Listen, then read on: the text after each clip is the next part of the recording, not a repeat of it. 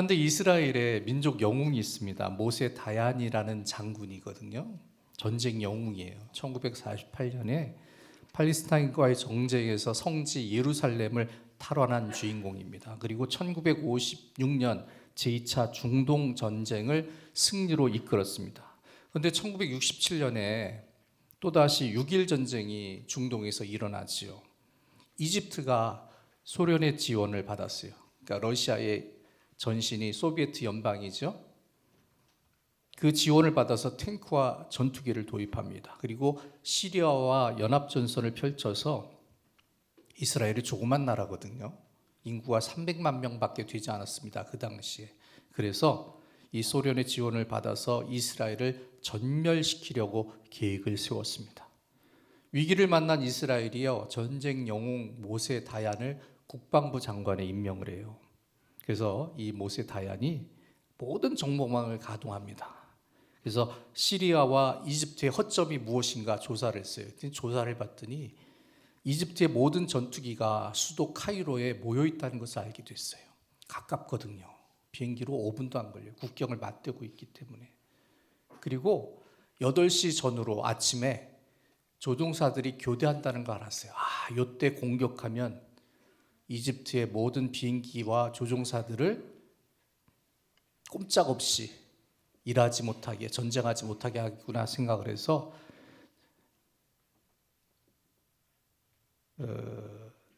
D-Day인 6월 5일 오전 7시 45분을 전후로 이스라엘 전투기가 카이로를 향해 돌진을 했습니다. 그때에 이스라엘 군에게 이 모세 다얀이 전투의 명령을 하달하는데요. 전투의 명령의 내용이 사무엘상 17장 47절 말씀입니다. 또 여호와의 구원하심이 칼과 창에 있지 아니함을 이 무리에게 알게 하리라. 전쟁은 여호와께 속한 것인즉 그가 너희를 우리 손에 넘기시리라. 그래서 그날 이 말씀을 가지고 공군이 출발해서 30분 만에 이집트의 공군이 무력화됩니다. 곧바로 이스라엘 지상군이 시리아로 진격을 하죠. 그래서 시나이 반도 전체를 장악을 하죠. 그래서 당시 타임지가 이렇게 보도를 했습니다. 300만 명의 이스라엘이 3억 인구의 아랍권을 굴복시켰다. 그래서 그 유명했던 6.1 전쟁이 이렇게 끝이 났습니다. 이스라엘은 우리 대한민국 남쪽의 영토와 비슷합니다. 작은 나라죠. 그리고 인구도 적습니다. 우리나라 사람들하고 성격도 비슷해요. 운전을 비슷하게 하거든요. 성깔이 있다는 거예요. 그런데 그 나라가 기름이 안 나와요.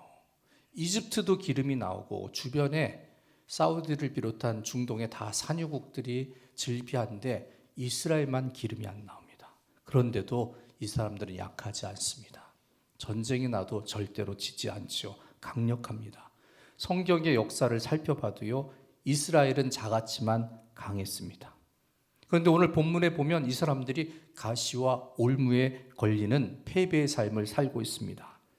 똑같은 이스라엘 백성인데 왜 오늘 본문에서는 이 백성들이 패배의 길을 걷게 되었을까요? 그것은 하나님을 믿고 의지하는 데에 역사가 달라지기 때문입니다. 개인의 역사도 똑같습니다. 그래서 오늘 본문은 패배하게 되는 이유를 우리에게 가르쳐 주고 있습니다. 첫 번째가 자기 생각과 판단으로 살기 때문에 가시와 올무를 만나게 된다는 것이죠. 하나님은 이스라엘 백성에게 가나안을 주시고 이렇게 약속을 하셨습니다. 여호와의 사자가 길갈에서부터 복임으로 올라와 말하되 내가 너희를 애굽에서 올라오게 하여 내가 너희의 조상들에게 맹세한 땅으로 들어가게 하였으며 또 내가 이르기를 내가 너희와 함께한 언약을 영원히 어기지 아니하리리. 애굽은 문명을 가진 나라죠. 이집트 나일강에 문명을 가진 발달된 나라예요. 그런데 그 문화에 살지 아니하여도 하나님이 이스라엘에게 복을 주셔서 가나안에서 행복하게 살도록 약속을 주셨거든요. 그런데 이스라엘 백성이 달라지고 변해 하나님의 뜻에서 멀어지죠. 그들은 하나님의 말씀에서 떠났습니다. 그 결과로 고통의 삶이 만들어지게 되었죠.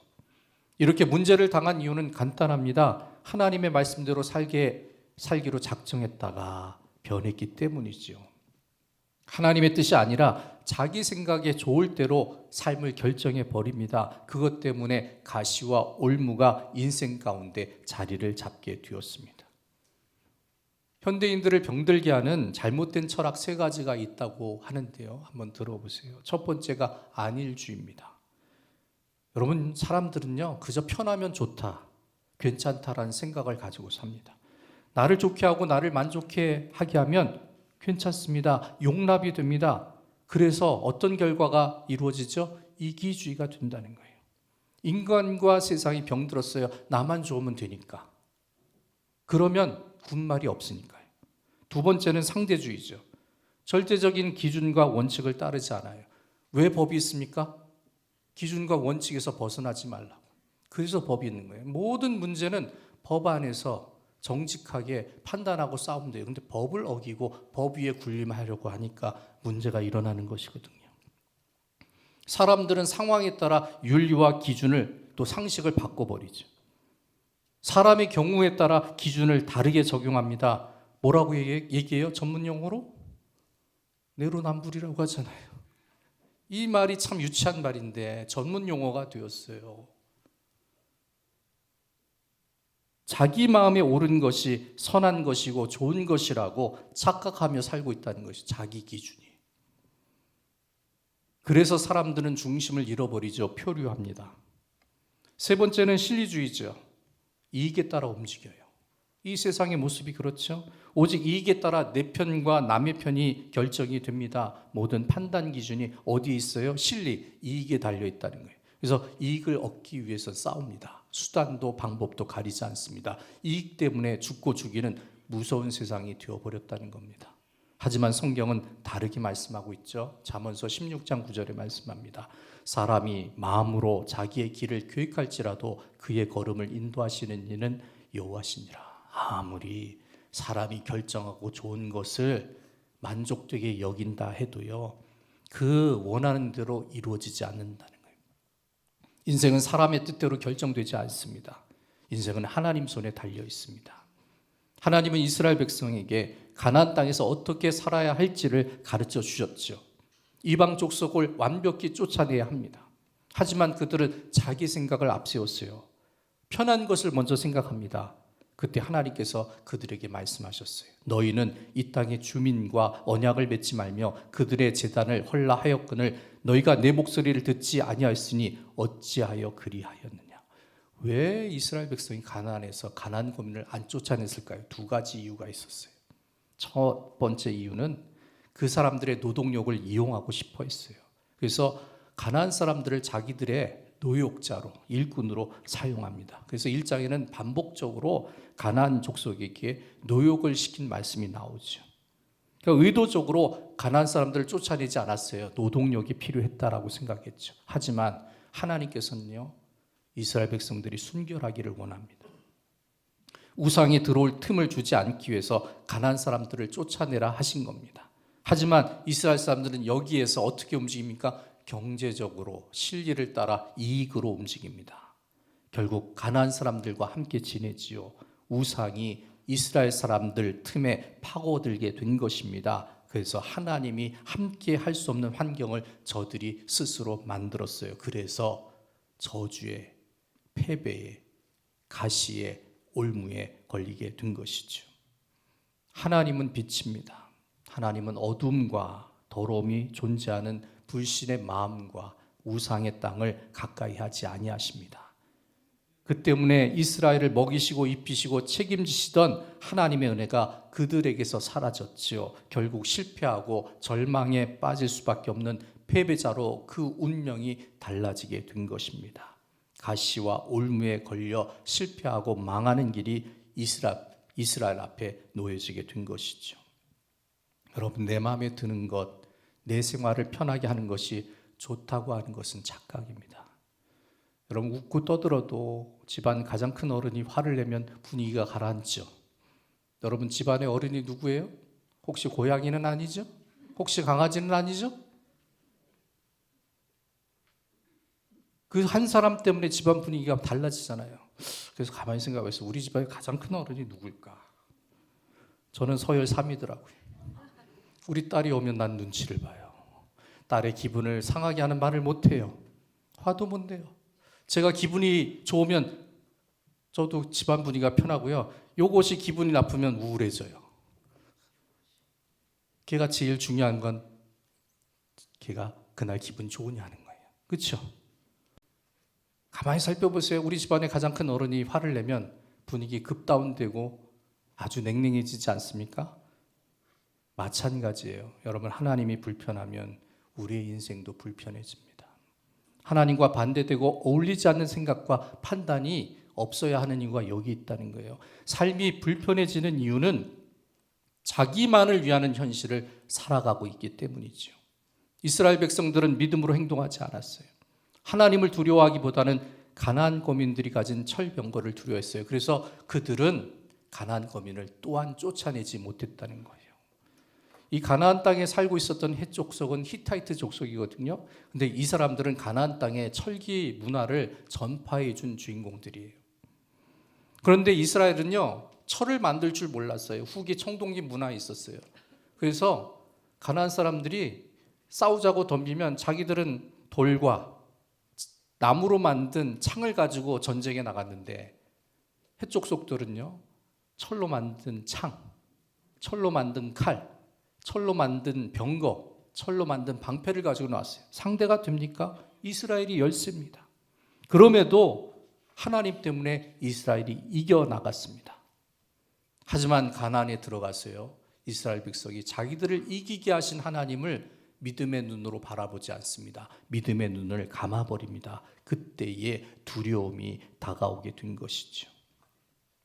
반대로 같은 시대를 살았던 여호수아는 달랐습니다. 여호수아는 형편없는 무기를 가지고도 가나안 땅을 점령합니다. 그는 가나안 거민을 자기들의 밥이라 여겼습니다. 하나님 앞에서 세상의 어떤 거대한 힘도 보잘것없다는 것을 믿음으로 바라보았기 때문이지요. 여러분, 하나님의 백성은 세상을 육체의 힘으로 사는 사람들이 아닙니다. 세상을 영적으로 살아갑니다. 마귀의 유혹과 세상의 요구 앞에서 육체적으로 살게 되면요, 무너지게 되지요. 그래서 믿음으로 자기를 세워나가야 이길 수 있게 된다는 것을 알아야 한다는 거예요. 왜냐하면 인생의 전쟁은 하나님께 속했기 때문이죠. 전쟁은 하나님께 속한 것이 됩니다. 그래서 내 생각을 버리고 내 판단을 주저할 줄 알아야 한다는 거예요. 예수님 말씀하셨어요. 먼저 그의 나라와 그의 의를 구하라. 그리하면 모든 것을 너에게 더하시리라. 하나님을 중심으로 하는 믿음의 생각, 그리고 하나님 말씀에 따른 행동이 있을 때에 가시와 올무의 인생에서 벗어나게 되는 것입니다. 두 번째는요, 이스라엘 백성들이 영적으로 연약했다는 겁니다. 가나안 땅은 축복이 보장된 장소죠. 단 조건이 있어요. 하나님을 섬기는 것을 지켜야 한다는 거예요. 그런데 그들은 하나님이 싫어하시는 우상의 제단을 없애지 않습니다. 축복이 보장받은 가나안 땅인데 축복을 주시는 하나님의 말씀을 듣지 않았다는 거예요. 문제와 어려움을 당할 수밖에 없는 환경을 스스로 만들어 버렸습니다. 우리에게 편하고 우리에게 자유롭고 우리에게 풍족하고 우리에게 모든 것을 갖춘 것이 여러분 좋은 환경이 됩니까?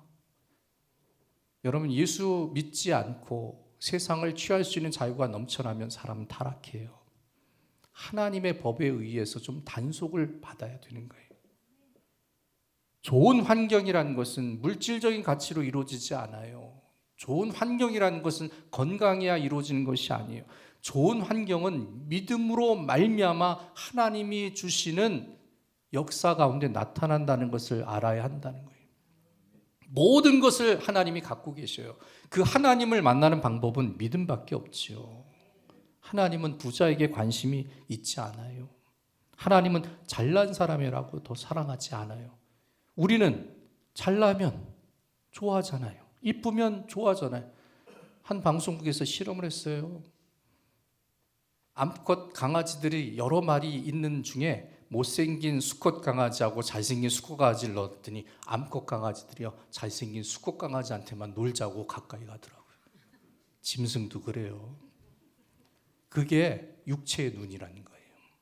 사람의 눈은 그것밖에는 안 돼요. 그러나 하나님은 중심을 보십니다. 하나님은 외모를 보지 않습니다. 그래서 잘난 사람이라고 사랑하는 것이 아니에요. 하나님을 기억하는 사람, 하나님을 찾는 사람을 사랑해 주십니다. 오직 한 가지만을 보시죠. 믿음이 있는가. 그래서 히브리서에 말씀합니다. 믿음이 없으면 하나님을 기쁘시게 하지 못하나니 하나님께 나아가는 자는 반드시 그가 계신 것과 또한 그가 자기를 찾는 자들에게 상 주시는 이심을 믿어야 할지니라. 하지만 인생의 방향이 물질이 되고 세상이 되고 우상이 되어버리면 인생의 내용과 결말이 달라집니다. 이스라엘이 그렇게 살았습니다. 결국 어떻게 됩니까? 눈물을 흘리는 인생으로 전락합니다. 여호와의 사자가 이스라엘 모든 자손에게 이 말씀을 이르매 백성이 소리를 높여온지라. 믿음을 떠나니까 가시를 만나고 올무를 만나 너희들이 나를 떠나서 이런 고통을 당한다. 이 얘기가 전파되니까 그제서 후회의 눈물을 흘리는 사람들이 되었다는 거예요. 원래는 안 울어도 될 사람들이었죠. 하지만 이들은 하나님 대신에 세상 것을 선택합니다. 하나님을 외면합니다. 그러자 하나님도 그들과 멀어지죠. 영성은 하나님에 대한 우리의 자세와 마음이죠. 하나님을 깊이 의식하는 태도가 영성이에요. 내가 하나님 때문에 안 한다, 내가 하나님 때문에 한다, 이것이 있어야 되는 것이죠. 하나님을 위해서라는 전제 조건이 있는 사람이 영성을 가진 사람입니다. 그래서 여러분, 교회 다니는 것과 믿음이 있는 것은 다르죠. 교회 다닌다고 모두 구원을 받는 것이 아닙니다. 하나님을 온전히 믿어야 구원을 얻는 것이죠. 하나님을 의지하는 믿음이 있어야 한다는 거예요. 그리해야 하나님이 건져주시고 도와주시고 챙겨주시고 복을 내려주신 것이죠. 하나님이 함께해 주셔야 그 사람은 사는 것에 의미가 있고, 하나님이 함께해 주셔야 그 생명 가진 것이 풍성해지는 생명의 은혜를 만난 사람이 된다는 것이죠. 그런데 여러분, 우리가 살고 있는 세상이 동물적 세상이잖아요. 세상은 양육강식의 구조를 갖고 있어요. 세상은 힘센 사람이 유리하죠. 힘센 사람이 힘센 사람을 상대로 싸웁니까? 동물은요, 먹이를 구할 때 새끼를 먼저 잡아먹어요. 잘 뛰지 못하는 약한 것을 잡아먹어요. 사람도 똑같아요. 강한 자를 상대하지 아니하죠. 약한 자를 건드리죠. 없는 자를 건드리죠. 힘든 자, 연약한 자를 더 착취합니다. 그래서 많이 가진 자가 잘 될 수밖에 없는 구조가 이 세상이라는 거예요. 얼마 전 신문에 이런 기사가 실렸어요. 강남 용산구에 사는 사람들이 병원 밖에서 심장마비에 걸릴 때 다른 구에 사는 사람들보다 평균 2배가 생존율이 높대요. 기분 나빴어요. 아니, 구로구는 어쩌라고. 아니, 왜 강남 용산만 왜 사람이 잘 살아? 그 이유가 뭔가 살펴봤더니 심장마비가 왔을 때 응급처치를 할 수 있는 제세동기란 의료기구가 있는데 이게 서울 강남과 용산에 제일 많이 놓여 있대요. 길거리에. 여러분, 이것이 세상 모습이에요. 기분 나쁘지 않아요? 구로역하고 강남역이 달라요. 똑같은 서울인데. 이런 차별적 세상을 이기고 살 수 있다는 것은 쉬운 일이 아니지요. 이게 세상의 구조예요. 이스라엘 백성이 가나안을 정복하는 건 사실 그들 능력 밖의 일입니다. 군사력 형편없었죠. 경제력 없었어요. 문화적인 수준도 가나안을 따라가지 못합니다. 하지만 이스라엘 백성에게는 영적인 힘이 있었다는 거예요. 전쟁은 하나님께 달려있다는 믿음이 그들 가운데 있었습니다. 그래서 그들은 전쟁을 준비하지 않았어요. 하나님에 대한 열심을 갖췄습니다. 믿음의 최선을 다합니다. 그리했을 때 절망이 소망으로 바뀌게 됩니다. 불가능한 일들이 그들 손에서 이루어지게 된 역사를 체험했습니다. 대로마 제국을 무너뜨리고 기독교가 온 세계를 지배하게 됩니다. 팍스 로마라는 말이 있거든요. 로마의 권력에 의한 평화예요. 로마가 얼마나 힘이 센지 그 앞에서 얼굴도 못 들고 힘도 못 쓰고 그저 얌전히 조용히 있어서 로마의 힘에 의한 평화가 팍스 로마나예요. 사실 평화가 아니죠. 꼼짝 말고 머리 숙이고 로마가 시킨 대로 행동해서 평화가 있었다는 뜻이에요. 그런데 그 로마를 기독교가 무너뜨렸어요. 거기에는 큰 공로자 두 종류가 있는데요. 누가 무너뜨렸는지 아십니까? 노예가 무너뜨렸어요. 그리고 또 누가 무너뜨렸는지 아십니까? 여성들이 무너뜨렸어요. 로마 인구의 3분의 1이 노예였습니다. 근데 그 시대 노예는 사람이 아니었어요. 옷도 안 입혔어요. 말도 안 가르쳤어요. 집도 안 줬어요. 팔고 사고 죽이고 마음대로 할 수 있는 짐승과 똑같았습니다. 하지만 교회에서 이 노예들을 형제와 자매로 대우합니다. 영접합니다. 노예가 믿음을 가지게 됩니다. 하나님을 만나서 나는 존재감을 가진 인격이구나, 그것을 깨닫게 되었죠. 3분의 1이 예수 믿어서 사람이 된 거예요. 어마어마한 힘이죠. 또 여러분, 교회에 여자가 많아요, 남자가 많아요? 주변을 둘러보세요. 다 꽃밭이에요. 우리 교회는 꽃밭이라고 해요. 근데 대한민국의 모든 교회가 다 꽃밭이거든요. 별로 안 좋아하는데 권사님들 자기를 또 그 꽃이라고 생각하는 건 아니죠? 장미처럼 백합처럼 예쁜 꽃이란 말이에요. 근데 로마 시대 여성은 존중을 못 받았어요. 인정도 못 받았어요. 인구 조사를 해도 여자는 숫자에 포함시키지 않았어요. 사람이 아니었다는 거예요. 남자의 부속품쯤으로 취급했어요. 남자는 이때를 살았어야 되는 거예요. 그런데 교회가 여성들을 믿음의 존재로 받아들입니다. 하나님의 형상으로 대우합니다. 여러분, 교회 나오니까 여러분들의 호칭이 달라진 거 아세요? 옛날엔 누구 엄마였어요. 그렇죠? 누구네 집사람이었어요. 지금은요, 누구누구 집사님, 누구누구 권사님, 누구누구 장로님, 누구누구 구역장님 이름이 불려지죠. 교회에 나와서 여성들이 자기 이름을 찾은 거 아십니까? 믿음 때문에 달라진 거예요. 이렇게 아무것도 할 수 없다라고 생각한 노예와 여성들이 믿음으로 살게 되었을 때 로마가 무너지고 세상이 바뀌게 된 거죠. 힘으로 무너뜨린 것이 아닙니다. 믿음으로 이루어진 일입니다. 그것도 가장 연약한 자들의 믿음을 통해 세상이 바뀐 것입니다. 여러분, 지금 이때 기독교인들이 믿음으로 살아야 돼요. 믿음으로 기도해야 돼요. 그래야 세상이 바뀝니다. 세상이 달라집니다. 여러분, 정치적으로, 데모로, 시위로, 탄핵으로 이런 것으로 세상이 바뀌지 않아요. 하나님을 향한 믿음으로 세상이 달라지게 됩니다. 그래서 우리는 믿음을 통해서 세상을 변화시키는 주인공들이 되어야 한다는 겁니다. 나약한 인간은 나약한 믿음으로 만들어집니다. 예수님을 결코 버리지 않겠다라고 자신만만했던 제자들이 예수님을 두고 도망한 것은요, 그들의 믿음이 연약해졌기 때문이죠. 영적으로 연약했기 때문입니다. 겟세마네 동산에서 기도하실 때 예수님이 제자들에게 깨어서 기도하라고 말씀하셨어요. 기도하지 아니하니까 그들이 실패한 자들이 되었죠. 영적인 것에서 무너지면 마음도 생각도 욕심도 무너진다는 것을 그들은 몸소 체험했다는 거예요. 우리의 자신감은 물질에 있지 않습니다. 가지고 있는 능력이 우리를 세워주지 못합니다. 그래서 사라질 것을 붙잡고 없어질 것을 의지하는 어리석은 사람의 모습에서 떠나야 한다는 거예요. 믿음이 인생을 만들기 때문이죠. 믿음이 앞길을 열어준다는 그 하나님을 향한 의지를 가지고 하나님을 바라보아야 합니다.